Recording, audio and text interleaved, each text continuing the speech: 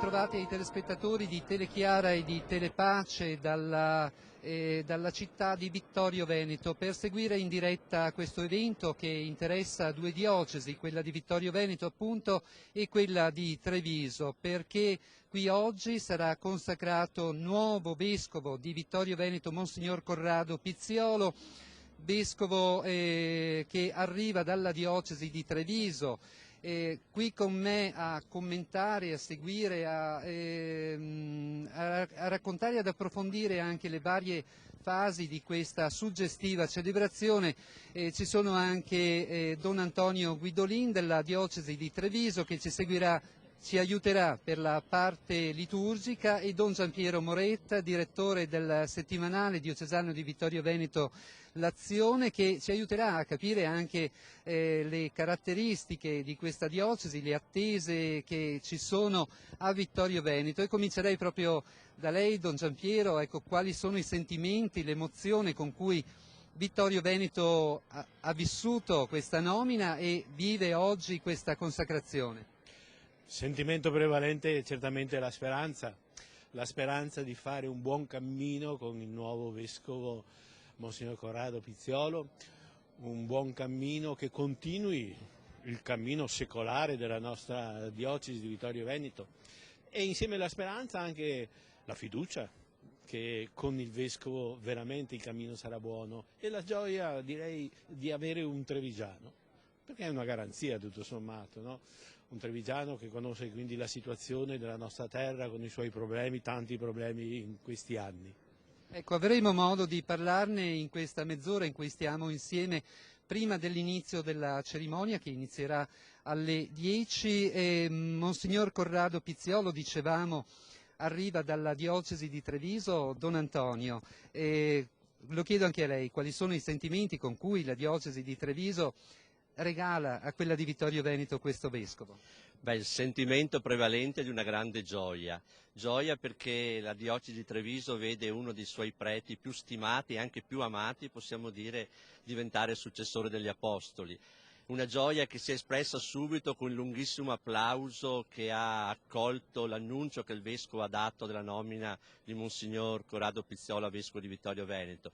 Certo, una gioia anche velata da un certo rammarico, perché Treviso perde indubbiamente un prete molto valido, molto capace, vicino anche alle realtà delle tante parrocchie. Nello stesso tempo anche un sentimento anche di gioia, perché Treviso offre veramente un bravo vescovo alla diocesi di Vittorio Veneto. Avremo modo di conoscerlo, di vederlo e di vedere poi i momenti suggestivi di questa consacrazione che, ricordiamo, ci riporta un po' anche alle origini della storia della Chiesa, quando i vescovi venivano eletti e consacrati per acclamazione proprio nella diocesi di cui diventavano vescovi.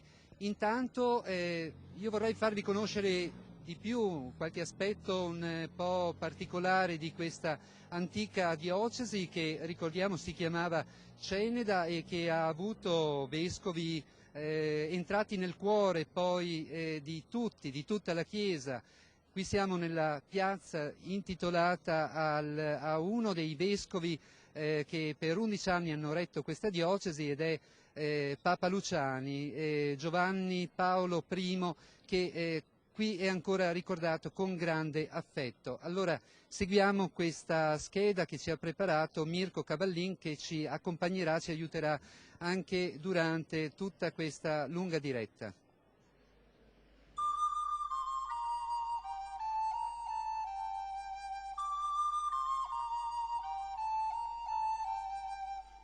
È l'antico castello di epoca longobarda a raccontare le origini di Vittorio Veneto. Il maniero è tuttora residenza del vescovo, oltre ad ospitare una casa di spiritualità.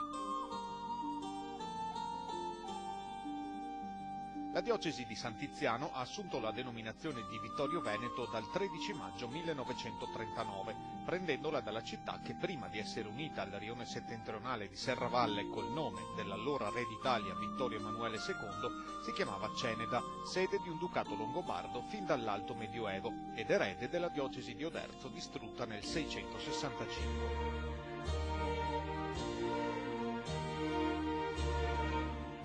Come spesso succede in ambito ecclesiale, il territorio è delimitato da confini naturali e non politici.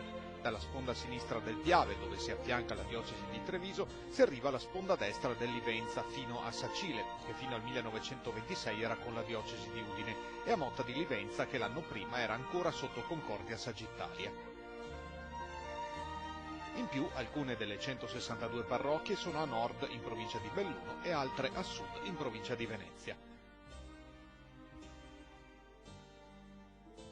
1420 km² di superficie, 325.000 abitanti, 40.000 in più rispetto a 50 anni fa, con 239 sacerdoti, 66 delle congregazioni religiose e 24 diaconi permanenti, clero diminuito di oltre il 30% nello stesso periodo. Questo lo stato attuale della diocesi vittoriese, di cui prende possesso Monsignor Corrado Pizziolo.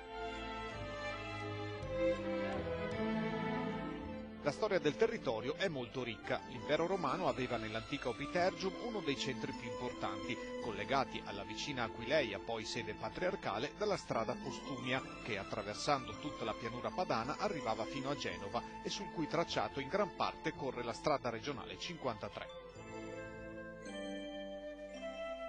È stata sempre una strada, la A27, che qui si fermava fino a una ventina di anni fa e poi prolungata fino a Longarone, a creare molti disagi nel territorio, in particolare nel Fadalto.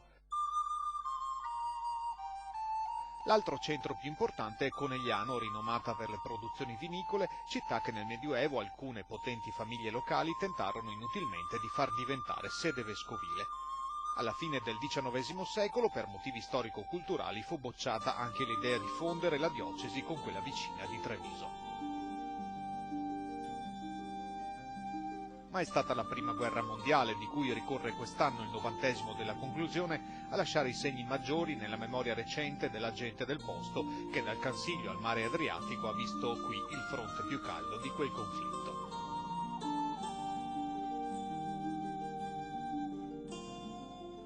Della serie dei vescovi, che prende continuità solo dal 1200, vanno ricordati il patrono San Tiziano, che fu vescovo di Oderzo all'inizio del VII secolo, e Albino Luciani, Papa Giovanni Paolo I, che qui fu pastore per 11 anni fino al 1969, e presente anche nel ricordo civile con l'intitolazione della piazza di fronte alla cattedrale.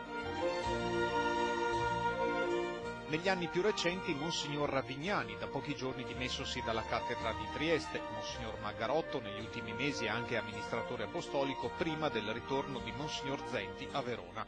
Ora tocca a Monsignor Corrado Pizziolo assumere la guida pastorale di questa diocesi, il terzo vescovo negli ultimi 4 anni, e i vittoriesi, a cominciare dal sindaco, si augurano un po' di continuità.